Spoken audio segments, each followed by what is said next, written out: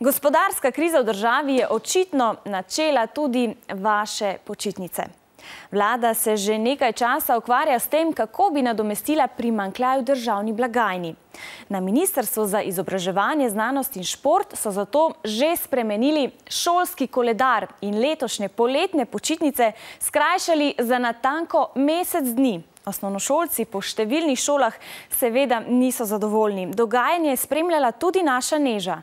Več kot 160 tisoč osnovnošolcev je danes presenetila odločitev ministrstva, da bodo poletne počitnice za mesec dni krajše. Razporeditev šolskih počitnic v šolskem letu šolskim koledarjem namreč po zakonu določi minister pristojen za šolstvo. In po novem koledarju se bodo počitnice začele 25. julija in končale 22. avgusta.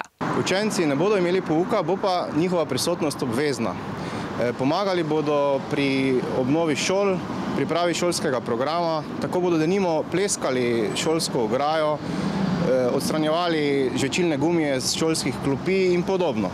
Tako bi radi prihranili več kot 500 milijonov evrov. Prepričan sem, da ko bodo čez leta svojim vnukom lahko pripovedovali, kako so svojo požrtvovalnostjo v teh težkih časih prav oni rešili slovensko gospodarstvo pred prepadom, se bodo z veseljem spominjali teh težkih časov.